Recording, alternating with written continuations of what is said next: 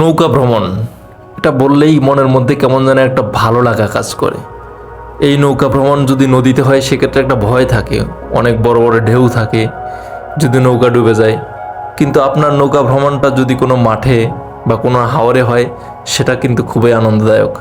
দেখেন আমরা একটি মাঠের মধ্যে দিয়ে যাচ্ছি, সবাই কি খুশি, কারণ এখানে কিন্তু ওই ভয়টা নেই যে ডুবে যাব, নৌকা ডুবে গিয়ে কি হবে।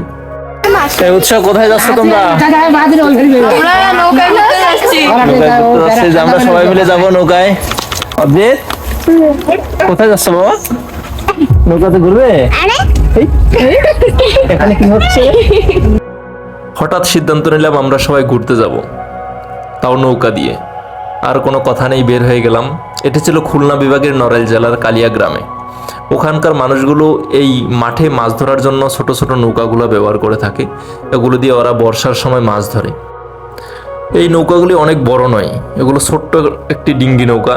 আমরা সবাই নৌকার উপর বসার সাথে সাথে এমন হচ্ছিল যে নৌকাটা মনে হয় এখনই ডুবে যাবে, কিন্তু ভয় কাজ করছে না, কারণ নৌকা ডুবলো আমরা তো আর ডুববো না, কারণ এখানে সর্বোচ্চ পানি হবে 5 থেকে 6 ফিট, মোটামুটি আমরা ধরে রাখতে পারবো। যাক, সব মিলে আমরা উঠে গেলাম নৌকাতে। নৌকাটাও চলছিল, সবাই খুব খুশি, সেলফি তুলতেছিল, বাচ্চারা হাই দিচ্ছিল, মোটামুটি খুব এনজয় করছিলাম। সাথে অস্থির ছিল ধানের গাছগুলো, শাপলা ফুলের পাতা, তার মধ্যে আমরা পিড়ি করে আমাদের নৌকাটি চলে যাচ্ছে। যা অসাধারণ! এটা আসলে আপনারা যদি কখনো এই নৌকা ভ্রমণ করে থাকেন সেক্ষেত্রে বুঝতে পারবেন, আসলে সত্যি খুব মজাদার। সেই দিনটি খুবই আনন্দের ছিল। তো আমরা যাচ্ছি, কিন্তু যেতে যেতে সেদিন একটি বাস্তব ঘটনার সাক্ষী হয়েছিলাম, যেটা কাল্পনিক মনে হলো বাস্তব ছিল। আমরা এই ভিডিওর শেষ প্রান্তে একটি জিন ভূতের গল্প শোনাবো, যেটা ছিল সত্যি ওই গ্রামে ঘটেছিল, যা আপনারা ভিডিওটা কন্টিনিউ করলে শেষ প্রান্তে দেখতে পাবেন। তো আমরা যেতে যেতে শাপলা ফুলগুলো খুব ভালো লাগছিল। আমরা কিন্তু অনেক শাপলা ফুল তুলছি, নদীতে যেই জাল পাতা ছিল আমরা কিন্তু মাছও ধরছি। আমরা সামনে গিয়ে মাছ ধরবো, আপনারা দেখতে থাকেন। তো চারপাশের পরিবেশটা খুব সুন্দর ছিল। আমার বড় দাদা বৈঠা বাজছিল, মেজ দাদা বসেছিল। একটা পর্যায়ে গিয়ে আমি দাঁড়িয়ে গেলাম, যদিও ভয় লাগছিল যদি নৌকাটা ডুবে যায়, তারপরেও দাঁড়িয়ে দাঁড়িয়ে ভিডিও করছিলাম। তো খুব ভালো লাগছিল। অনেক রোদ্রের তাপ ছিল, তাই সবাই ছাতা ব্যবহার করছিল, কারণ অনেক তাপ, যেহেতু ছোট ছোট বাচ্চা আছে। আমরা মাঠের ঠিক মাঝখানে অনেক সময় দাঁড়ালাম, দাঁড়িয়ে কিছু মাছ ধরলাম। এই যে জাল পাতা আছে, দেখেন কিভাবে ছোট ছোট মাছগুলো মানে জালে বেঁধে আছে। তো আমরা অনেক সময় ঘুরতে ঘুরতে একেবারে মাঠের শেষ প্রান্তের দিকে যাচ্ছি।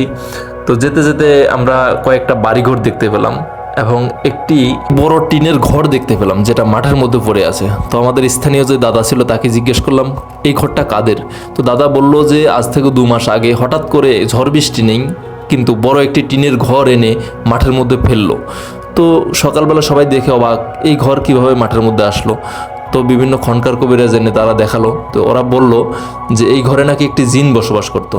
তো জিনরা এই ঘরটাকে নিয়ে বাইরে ফেলে দিল, কারণ জিন আর মানুষ একসাথে বসবাস করতে পারে না। তো কিছুদিন পরে ওদেরকে স্বপ্নে দেখালো যে আপনারা এই ঘরটা কিন্তু নেবেন না, এই ঘর আমাদের ছিল, আমরা নিয়ে গেলাম। তো এটা বাস্তব একটি ঘটনা, আমি ওদের মুখে শুনলাম, কিন্তু অনেক ভূতের গল্প শুনলাম, কিন্তু নিজের চোখে এরকম একটি বাস্তব ঘটনা দেখে খুব মানে হতভম্ব হয়ে গেলাম। তো এই ছিল মূল ঘটনাটি। তো ভিডিওটি কেমন লাগলো অবশ্যই কমেন্ট করে জানাবেন, ভালো লাগলে একটি লাইক করে দিবেন। ভালো থাকবেন সবাই।